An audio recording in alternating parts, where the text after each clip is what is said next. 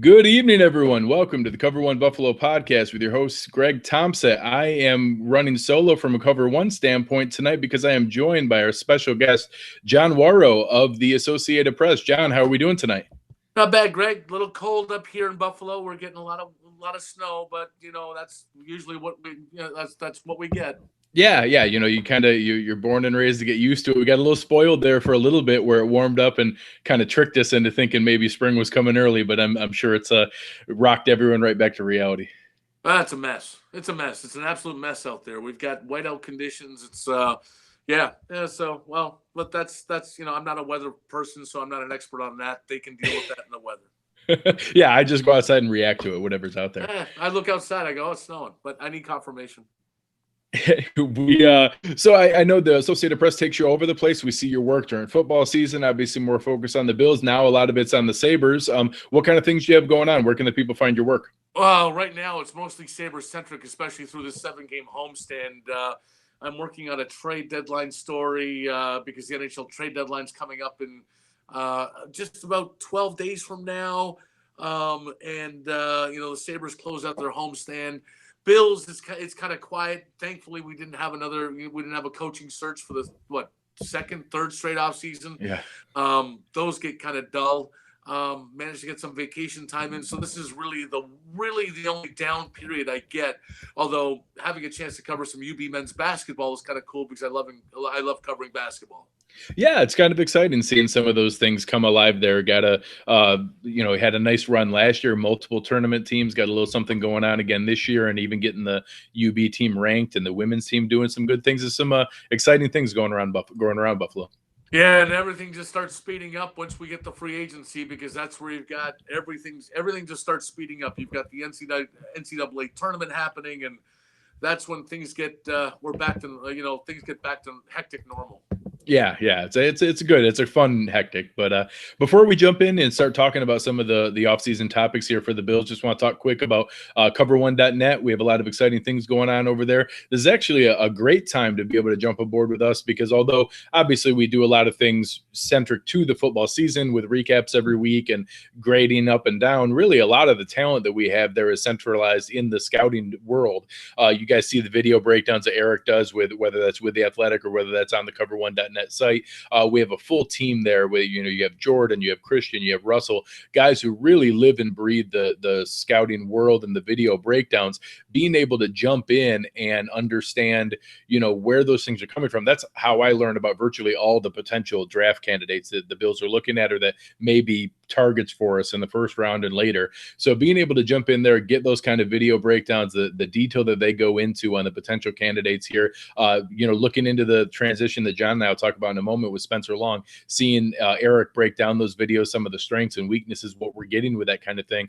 It's really content that you're not seeing everywhere else. Obviously, a lot of people are writing their opinions, giving their snap reactions, their hot takes, but Eric takes that kind of thing seriously, goes into great detail to show actual video analysis of, hey, this is what this guy's good at, and here's what you should be excited about. Here's a couple things maybe he needs to work on or that we need to cross our fingers with. And that kind of detailed breakdown really translates well in today's world. So just come on over, take a look. I love the premium channel Slack that we have. It's a really educated, well thought out group that care about the Bills, are very involved. To a lot of John's work lately, we still have a lot of Sabres talk in there, things that are going on, other topics that come up. We spent a lot of time watching the AAF together the last weekend. So it's a really good group of people that know what's going on and can avoid some of the crazy social media rabbit holes that people run down, whether you're on Twitter or Reddit or Facebook or wherever it might be. It's a really good group of people that care a lot about Buffalo, take the time to research and know what's going on, have informed opinions, and will want to have intelligent discourse and dialogue and debate rather than simply calling each other dirty names. So come aboard, have fun, join us over there. We have a lot of specials going on. And again, leading up into the draft here is a great time. So swinging back over to John, a lot of the things that we're looking at here, like you said, it's not always easy in the offseason trying to figure out what things we can pay attention to. And, very thankfully, we weren't going through a coaching search. And I think we'll kind of start there. One of the things I've been very high on with Buffalo is we're one of the few franchises that from the top down, our entire pyramid is stable, where we have the same GM, a same assistant GM, a same head coach, offensive coordinator, defensive coordinator, same quarterback. But we did see a fair amount of movement in the position coaches. One of the trends that I saw there was the movement from obviously a very experienced group, many in their 50s and 60s, now to moving to many first-time coaches, many in their later 30s and early 40s. What was your take on that? Was that more coincidence? Do you think that's McDermott getting more comfortable and being the leader there versus surrounding himself with experience early on? Is there anything that you took away from those kind of moves? Yeah, it's a strange, I'm curious to see how this moves forward, because obviously, the receivers coach Robisky, I just don't think that he had the development of the youngsters seemed to come despite him. I think there needed to be a change there. I think McDermott is more comfortable with the younger guys, except he's got the mentor in Leslie Frazier. Yeah. I think Brian Dable is comfortable with more of the younger guys. When you look at his staff, they're trying. It seems to me they're trying to bring in fresh ideas as opposed to this is how you do things, so to say. I like the fact that they actually brought in somebody in Ken Dorsey who's got quarterbacking experience in the NFL, as opposed to Kaiir, who's bounced around a lot. Now he's what, Baltimore, and going to be dealing with Lamar Jackson now that Flacco's going to be traded. I think they need more, as far as the quarterback room goes, and I know you wanted to get into that, but I think Dorsey may actually help in that situation because of his experiences, and may augment, what Derek Anderson and, his name escapes me. I've been Matt Barkley. Thank you, Matt Barkley. May help with Josh Allen, because let's face it, year 2 is still a lot about developing Josh Allen from where he was.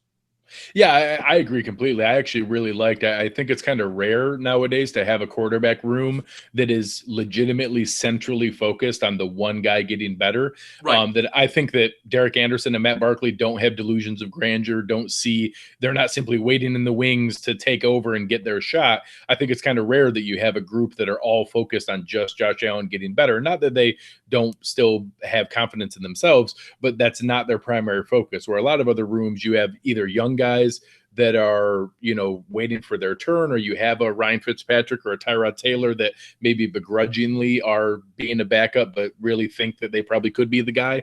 So I like the idea that you have the stability there, and then bringing in a guy like Ken Dorsey. I've always thought that Cam Newton was a reasonable comparison, maybe not the ultimate elite athlete that Cam is, but the not perfect accuracy, but great arm, or great athlete, that kind of big chunk play, deep play offense, I think is something we should be shooting for with Josh Allen, and bringing in Dorsey really goes along those lines to keep that consistency. Right, although we haven't seen much of a big chunk play offense from Carolina of late, and so you have to kind of wonder what's going on there. But I do agree with you. I do think, Josh Allen. This is really about Josh Allen and where we move on from here. And and as much as you want to talk about the offensive line, there's going to be offensive line improvements. I'm not sure who this offensive line coach is. I've not had a chance to talk to him, but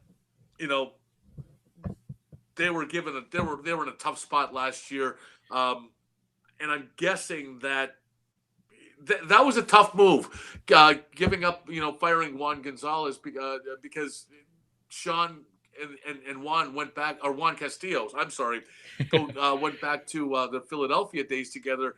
I just don't know what didn't work there, but it certainly didn't work, and that change was pretty quick.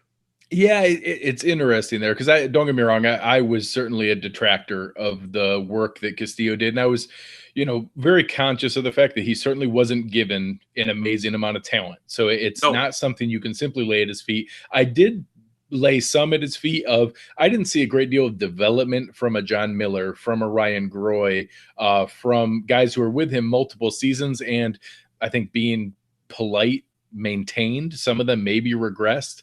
It certainly didn't see a great amount of improvement overall from those guys. So whether that was completely fair to lay at his feet and to blame him for that. The same can go for Robisky. We didn't have an amazing wide receiver group either. But I had heard from other folks close to the team that Chad Hall seemed to have a pretty strong hand in some of the late season development in Robert Foster and things like that. So maybe that transition was logical there. But I think you bring up a good point in that, I don't know we can expect much more from Bobby Johnson stepping into this role if we don't give him some ammo and some talent to work with. So I think that's very fair to say that it's hard to know how much of that was Castillo's fault versus maybe just needing a new voice in that room. Well, let's remember, too, that Castillo held the role of run. I believe he was like the run coordinator, too, or had a say in the run game.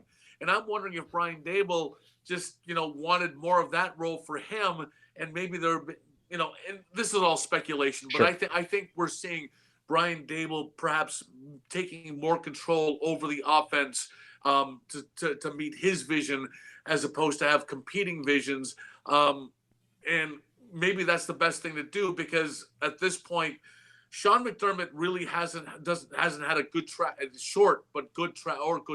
record with offensive coordinators. The Rick Dennison hire, mind you, there were circumstances that he didn't get his first or second guy, but we're moving on. He moved on quickly from Rick Dennison, and I'm wondering if Brian Daboll is now taking more command of that side of the ball.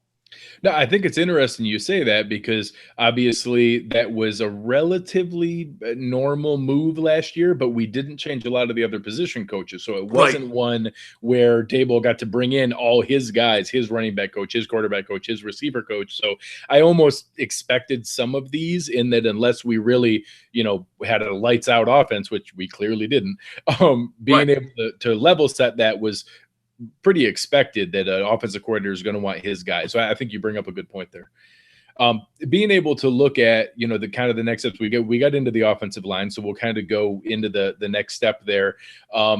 We did see the signing of Spencer Long. Obviously, that was a guy who had a bit of a run with Washington, played some guard and some center, depending on how much, weight you put in some of the grading out there. Had some decent seasons with Washington, signed a pretty sizable deal, $7 to $8 million a year with the Jets last year, and then had an up and down year, tried to play through some injuries, had a pretty nasty hand injury with a broken hand and kept trying to snap through it. One really ugly game with Miami. I think he had 6 missed or off snaps, got released from a deal that was maybe overpaid, and then got picked up by the Bills here pretty quickly. Was only on the street for 3 or 4 days there, so they moved quickly on that.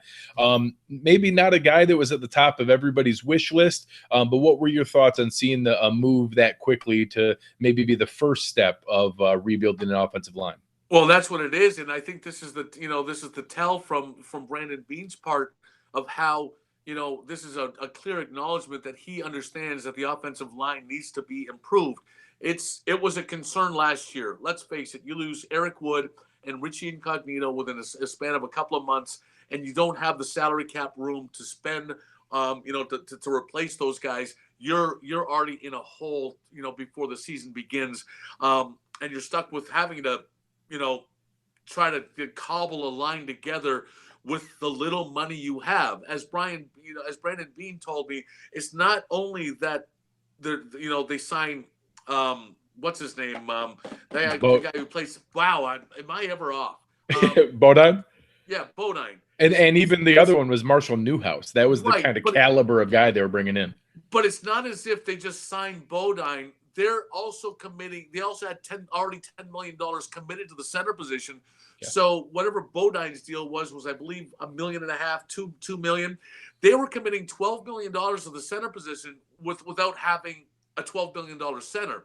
So, and that's the problem that they got into. So getting back to Spencer Long, I like the fact that that Brandon Beane is trying to bring together talent, as much talent, and address positions of need before he gets into free agency, before he gets into the draft, to start stockpiling at those positions before you start reassessing where your needs are going into free agency and the draft. I think I'm not a big fan of retooling your offensive line with high-priced free agents, and Bills fans shouldn't be either. I mean, we all saw, we all remember the Dockery and the Derek Dockery and Langston Walker fiasco, where they committed $60 million to both those guys, and neither was on the team 2 years after they signed the deals. So I think the Spencer Long signing addresses a need, a depth need, but I still think that they are going to look at youngsters come draft day, and I think I wouldn't be surprised if they take one in the first or second round should they trade back. Yeah, I am a huge proponent of trading back. I think that they're in a great position. I think all the different talklets out there, the 4 or 5 teams behind us, maybe being in the quarterback market, there's a lot of potential leverage there to have a chance to move back. But you need a partner to do that. But either way, whether they stick at 9 or move back a little bit to pick up another asset, I wouldn't be against having 2 offensive linemen in the first 2 rounds with what's there. I'm probably a little more middling than your approach in that I don't think we should expect huge splurge signings. I don't expect there to be, 5-year, $65 million deals thrown around. There's a couple players that are maybe of that caliber, but I don't think that seems to be the approach that Brandon Beane is looking for to kind of walk some of our fans off the ledge. I don't think that Spencer Long also takes us out of any market either. Right. He's flexible and he can play both center and guard. I think that there is going to be, I've always expected it to be maybe a bit more quantity than the high price quality people might be looking for. I think we might add 2 or 3 more free agent offensive linemen, but they're not going to be flashy names. They might be guys that you feel comfortable you can start for the first while or the first season while a 3rd or 4th round pick gets ready, or that maybe you kind of kick that can down the road and look for another premium 1st or 2nd round pick next year in 2020. So I think that we might bring in more people, but they might be in that Spencer Long ballpark of the 4-year, $13 million deal, maybe versus the huge $15 million a year, slam dunk guy. They're not at that point yet. I just, unless, when they're not at that point where they can start signing these, the 6-year, $65 million contracts, especially on offensive line. This team is still in a building phase. Although it is quickly approaching a point where it's going to have to be competitive. I've already been on record in saying I think a good expectation is this team needs to win 9 games next year based on how it's performed under McDermott. And last year's step back they're supposed to take a step back to move forward. Now, when it comes to free agency, if you look back, I am impressed at how Brandon Beane handled the offseason last year with a very methodical approach in clearing salary cap space, in making the moves to trade Cordy Glenn, to trade Tyrod Taylor, to add assets and draft picks and what have you, and how he used what little money he had. And I know Bills fans are going to get on me and saying, well, he should have spent $40 million on receivers. Well, that money wasn't there. So, or the Star Lotulelei contract was overpriced, where they're going to have to overpay him. But I think Star fits into this defense, into Sean McDermott's defense. You can plug him in, and that's who he is. And with Kyle Williams now retiring, it's a lot better to have that veteran defensive tackle in the middle that you can build around, with Harrison Phillips also being developed. But I like the way Brandon Beane, he had a methodical approach. It looked like he had a plan. He stuck to the plan, wound up, moving up in the draft to get the quarterback he wanted and a middle linebacker that he was surprised to be there. So if you just judge the Bills by last season, I think this offseason should be intriguing in a good way. Yeah, I think that's a stellar point in that most GMs don't have the discipline to take their medicine and simply eat the contracts they needed to, whether they're scratching and clawing from self-preservation or trying to win the press conference with a flashy move. Having, and part of that obviously is a message from the Pagulas and that they understood that was going to be there. But I don't think a lot of fans understand how impressive it was that he made those financial moves and moved up for a quarterback and moved up for what I'll call the quarterback of the defense, Right. and didn't give up any future assets. We didn't kick any future dead cap money ahead. We didn't give up any 2019 or 2020 draft picks. Being able to build the assets in real time to then cash those in for that kind of caliber of the 7th overall pick and the 16th overall pick is not easy to do. That's actually very challenging to build that much capital and that much that many assets to make those moves, and to do it all at once without sacrificing the future for what ended up being, not a great season and what would have been a very valuable top 10 draft pick. Many years that would have had to have been on the table to make that kind of move. Well, that's it, and I'm not saying Josh Allen is going to be a bust. I actually think he's the best quarterback prospect I've seen come to town. There's not a high bar, obviously, but he has the best potential to be a long-term starter in Buffalo. There are some flaws still, but as you put it, the risk was limited to 2018. This wasn't a stupid Sammy Watkins trade up and lose your first-round draft pick and mortgage the future desperation deal that Doug Whaley had to prove everybody how sure and smart he was. This was I don't know if I'd want to play poker against Brandon Beane, because I don't know because he would strike me as a good card player. I don't want to play golf with him because I do want to play golf with him, but I know not for money. No, exactly. But he took a very good approach, and I think and you made a very good point, Greg, in saying that there weren't any desperation moves. This is a tandem in McDermott and Beane that know they have a future together so long as they keep succeeding. There's no real urgency to make a panicky move, and we're seeing that, and we've not seen that in the past, and that's what encourages me about this Bills franchise moving forward.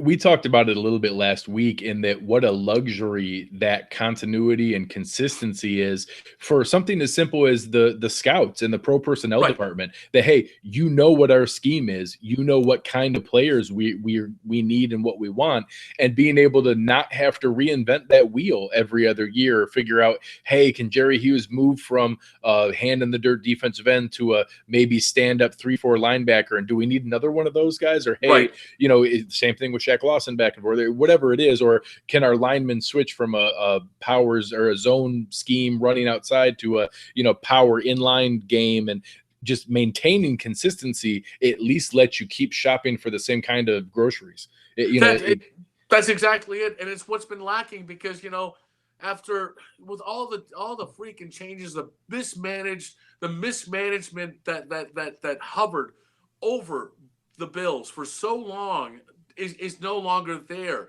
You don't have to. There's not that fear of worry with every move that the Bills make. And is it a marketing move? Is it this kind of move? What kind of a splash are they making? There's more of a focus. There's more of a vision. And we're not seeing, compare that to what's happening in Cleveland. I have no clue what's going on there, but you're seeing a Bills team that, I've said this before, I've been covering this team since 2000. You would probably have to go back to John Butler and Wade Phillips, who had that similar vision, although John Butler's last draft in Buffalo was a mess. But we don't have the egos in the room. They're trying to compete against each other, as happened with Greg Williams and Tom Donahoe, and all the other horrible, mismanaged, just things that happened in the past. This is a new era, and I laughed last year when in October, when the Bills got off to a tough start, and all of a sudden, Sean McDermott's on the hot seat. My butt. I don't think Sean McDermott is going to. I don't know if he may win 5 games next year, and I still don't think he's going to be fired. I think he gets that 4th year. Things really have to fall apart for him to get fired. Excuse me, I'm competing with my cat who just has decided to sing. No way, just enjoying the show. Yeah, right, exactly. He's probably angry I said but. But when I look at it, to finish my thought, I think there's a security there, and it would have to take a lot of mismanagement on Sean McDermott's part or Brendan Beane's part to break the Pegulas trust at this point. You can't pull up the ropes right now, even after year 3. I still see this group together through year 4 and see where they go. Mind you, there's going to be a lot of pressure on them to win next year, more pressure on them to win in 2020. Oh yeah, 2020 has always been my real target year, and I've gone as far as to say I don't think there's anything on the field in 2019 that could get them fired. Now that doesn't mean there couldn't be some other salacious thing Right. that happens, but I don't know that there's anything on the field that could get there. And I say that also because with what Sean McDermott just did with the lack of talent on that 53-man roster that he won 6 games, short of there being just a rash of crazy injuries to the wrong places, he doesn't seem like the kind of guy that's ever going to go 2-14 that would have that kind of thing come up. So I actually had that debate with some Cleveland friends and fans when that story came out about how he was the choice there. I said, well, the one thing you have to think is you wouldn't have got Myles Garrett and Baker Mayfield because there's no chance Sean McDermott is ever going 1-31 in 2 years of coaching football.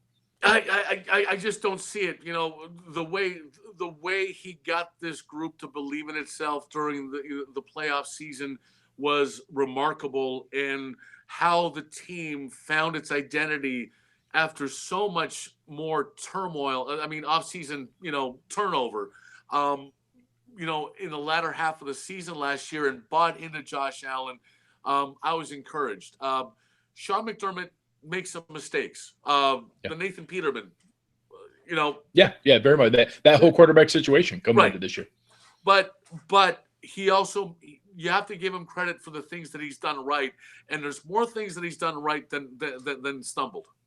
Yeah, and I think that you brought up a couple of them. The one silver lining, and it's not, you don't want to give someone credit for simply moving on from a mistake, but some people double down on that. Whether it was, obviously, he had a lot of personal investment and desire for Nathan Peterman to do well. He's the one who hired Rick Dennison. He was involved in the trade for Kelvin Benjamin, whether you put that Beane or McDermott. Some GMs or coaches or leadership groups, I'll lump them together. They're going to have the ego to say, no, Benjamin was the right deal. We're not only going to have him succeed, I'm going to re-sign him to an extension, and we're going to make this work.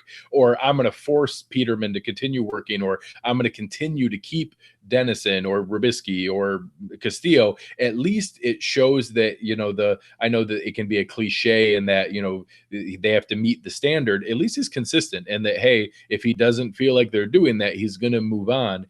And it's something that at least there's seems to be a level of self-awareness and a lack of ego you touched on in some other areas. And I think that comes through in that as well, that he's willing to move on and to find someone new and to continue to do that. And I guess it's better than the alternative.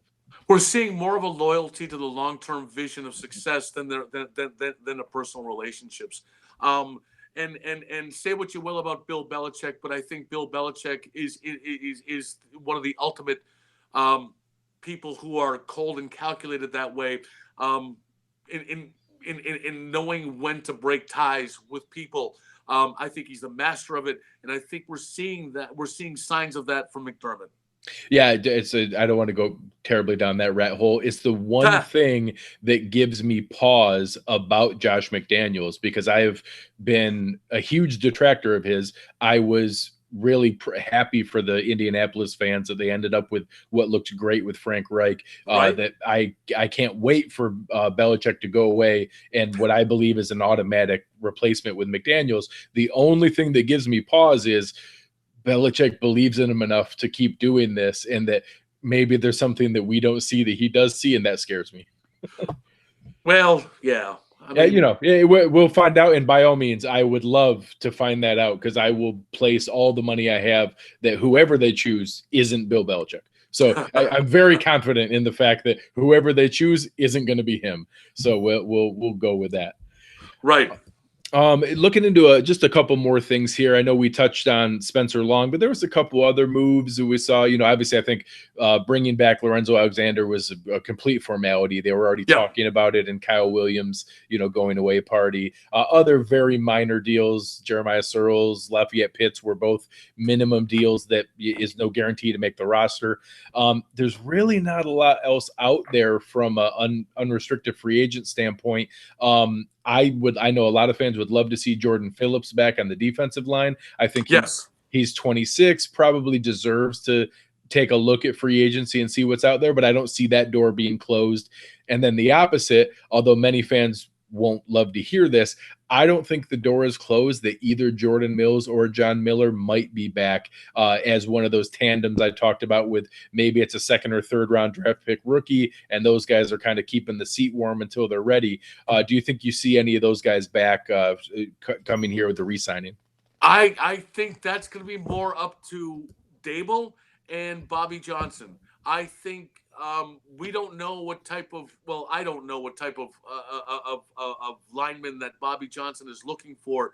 So he's going to look at the film, and I think Bobby is going to have a lot more say about bringing those guys back and whether he wants them back before we see them coming back. I think that's the X factor.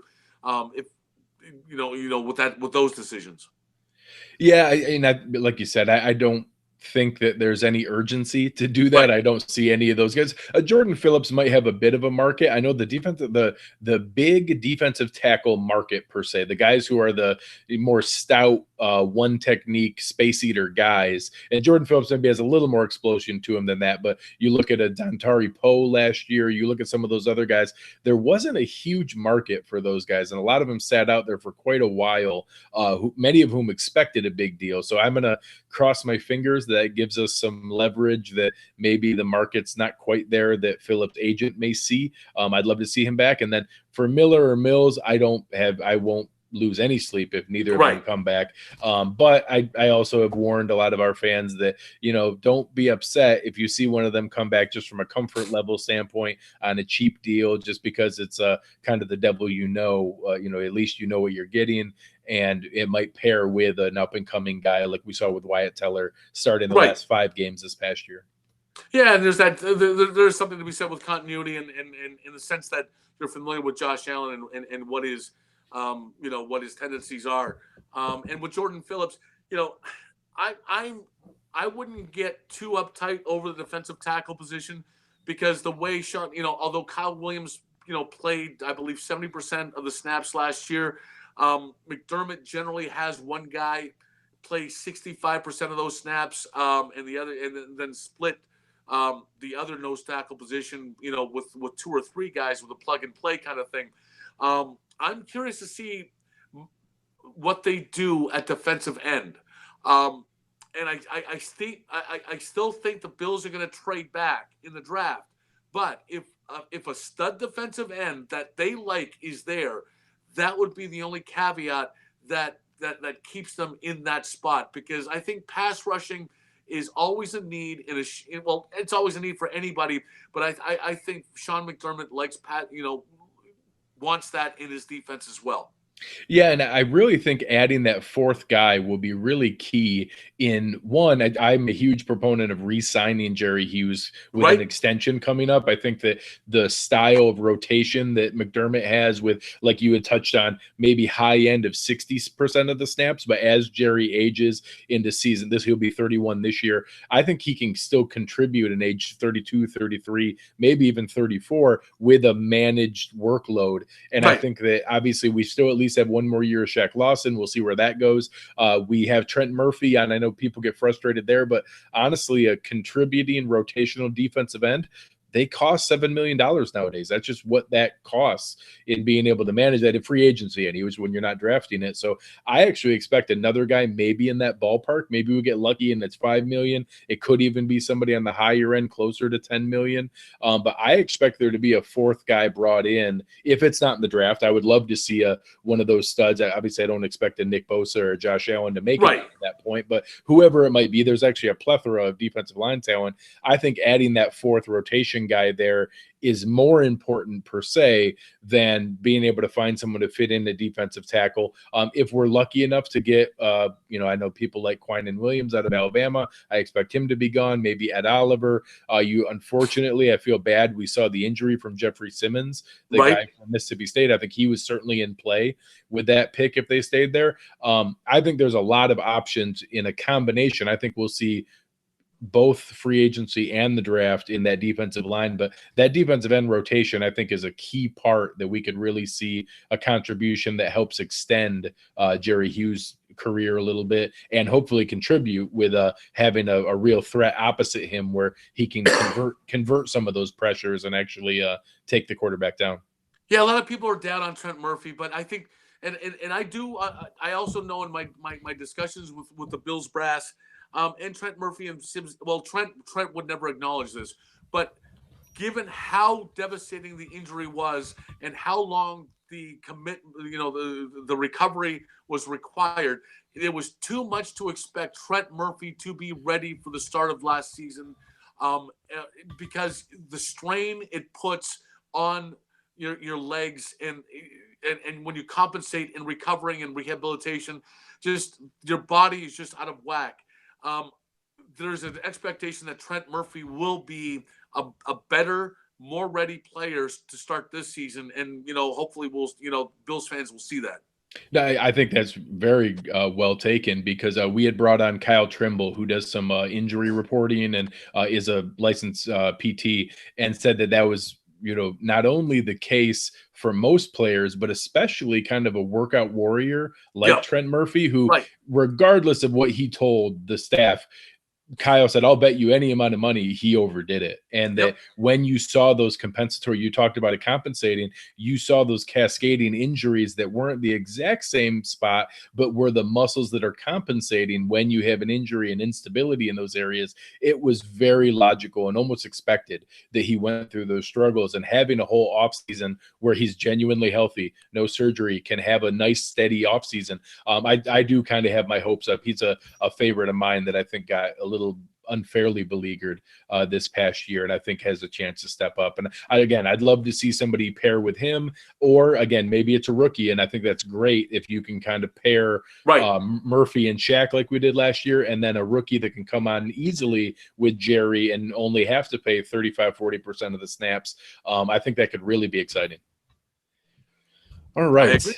We've kind of gone over a lot of the topics we were looking at today here. One of the final things I wanted to get from you was you had touched on a little bit with Josh Allen, and just wanted to get your thoughts. I know I had mentioned it before that not necessarily the exact same player as Cam Newton, but, I always bring up the fact that Cam's MVP season, he only had 59% completion percentage. I know that Josh Allen is never going to be Drew Brees. He's never going to complete 77% of his passes, or probably even 70%. It's always going to be, can he get enough big chunk plays to compensate for the fact that he's going to miss some here or there? I know you had said that, some optimistic things. I was certainly a huge detractor and was begging them to pick anyone but Josh Allen last draft, and now have come around that I've opened up the fact that, hey, maybe we have something here. I don't know. It may not work out, but I think he's very humble, has a great work ethic, seems to be very open to coaching, and that gives me some hope with some of the recent draft busts. Your Jamarcus Russells, you're even going back to Ryan Leaf, where already certain they had already made it. They knew they didn't need to work on anything. I'm already great. I like the fact that Josh plays with a chip on his shoulder and knows that people are doubting him. Give us some final thoughts on what you maybe expect, or maybe some thoughts on where you were to where you ended up at the end of the year with Josh Allen. I always have an open mind, and I thought he was coming on in training camp. I agreed with the decision to start Peterman once that first half happened and into the second half. The need to bring in Josh Allen to escalate or quicken his development was necessary. Being screwed up, as he acknowledges, not bringing in somebody to replace McCarron earlier, but through the lumps and through the miscues and the good plays and the hurdles, literal and physical hurdles that he did against Minnesota. I saw a player develop. Mind you, he's still going to be raw. I don't think you're ever going to get that rawness out of him. You just have to hope that you smooth out enough of the rough edges to where he can play consistently enough to be a better than average quarterback. And that's not a knock against Josh Allen. But I was talking with my bartender last night, as a matter of fact, with Josh Allen in the game and the Bills are down 7, I seem to have more confidence with Josh Allen able to pull out a victory than I did under Tyrod Taylor. And that's a step forward. He's not E.J. Manuel. Say what you will. That's a step forward. He's not J.P. Lossman. He's a little bit more, I don't know what it is, but J.P. Lossman struck me as scripted, and he never got a fair shake, but he's not Trent Edwards. He has a chance to be a 5-year starter minimum here in Buffalo if he continues to go if he continues to go to progress this way. Trent Edwards was progressing this way until one too many sacks finally essentially ended his career, and then he started regressing. I don't see that from Josh Allen yet, which is a good sign. Let's see what he can do this year. Yeah, I think that you know what you described as rawness. I always joke that I don't know that we're ever going to get the little angel and the little devil on his shoulder when he's running out of bounds, right? And out of his periphery, he sees that one guy flash open. There's just a piece inside of him that says, I can make it. I can get that ball in there. And I don't know that that's ever going to go away. And it's going to get us 2 or 3 awesome highlights a year and 2 or 3 horrible interceptions that we swear and say inappropriate things at the TV. Right. And that's okay because that's part of his game. It's the other pieces. Do we get a couple checkdowns here or there? Do we get some control on the swing passes and the wheel routes? Do we get it where he can do those things? Because we know he can hit that deep seam throw. We know he can go over the top and keep teams off honest. The part that you touched on that I liked, I even took it from the team in that when we went through the Trent Edwards years, the J.P. Lossman years, the E.J. Manuel years, even into Tyrod, who was a very well-respected player in the locker room, you never heard the excitement and the faith that the team seems to have around Josh, and that the things they see in practice and the way he puts himself on the line for the team in the games. I think guys believe in that. I think that's genuine, and that's exciting to see that people are excited about that. And whether that's, actually gives them any credibility in, lobbying players and free agency to sign, or whether that's simply getting guys to buy in. I think that's a positive that we haven't seen in my adult life. Like you said, since maybe that brief window with Drew Brees, otherwise all the way back to Jim, we just haven't had that guy that had really genuinely everyone believing this guy can do it. We could have something special here. He's got to keep going. He's I've heard he's got good leadership qualities. You do worry, knock on wood, that he doesn't get a debilitating injury with some of the times he runs. And I think developing that check down game and getting those receivers in, getting those receivers involved in that way really will help him. I think, Dable is aware of what he needs to do. He's got at least a bottom line of what he saw Josh Allen capable of doing. And now I think he starts pairing his game plan to what Josh Allen can and can't do. No, I agree completely. I think it'll be exciting to see where they take things. So, John, for our fans here, I know maybe as some of the NFL items do come up here, maybe something with the combine, with the draft, with free agency. Is that probably what we can expect to see your next pieces from a Bill standpoint?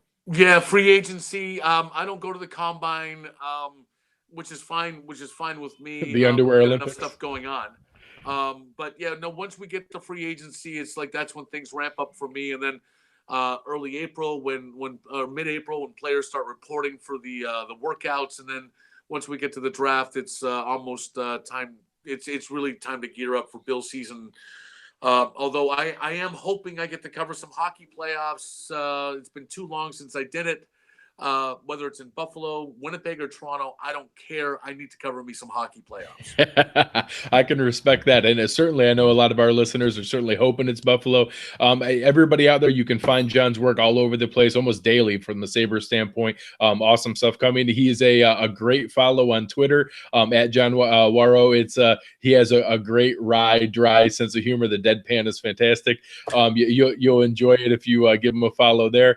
Come on over, check us out at cover1.net. Again, a lot of great things going on. We have a lot of fantastic coverage, new player profiles coming out every day for draft prospects, breakdowns. Every time we sign a player, you're seeing video breakdowns and updates, things that you're not getting everywhere else, that everybody can give their 2 cents of what they think if something's going to go. Eric and the team go in and have those deep, in-depth breakdowns showing the video updates of what those guys are capable of and what we can expect.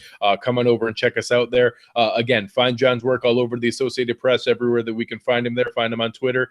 Be able to keep a lookout for everything we have going. You can find me at Greg Thompsett, GregTompsett. That'll do it today for us from the Cover One Buffalo podcast. John, anything else for the people before we say goodbye? Yeah. Here's my replacement stuff. So I've got to give him a plug. Gotta love it. Yeah, you're consistent with it at least. No, it's guys. Thanks again. We really appreciate it tonight. It was a great talk, and I know the fans enjoyed it. So for everybody else, we'll talk to you guys soon. Aaron will be back with us next week, and we'll talk to you later. Thanks for having me on, Greg. Thank you.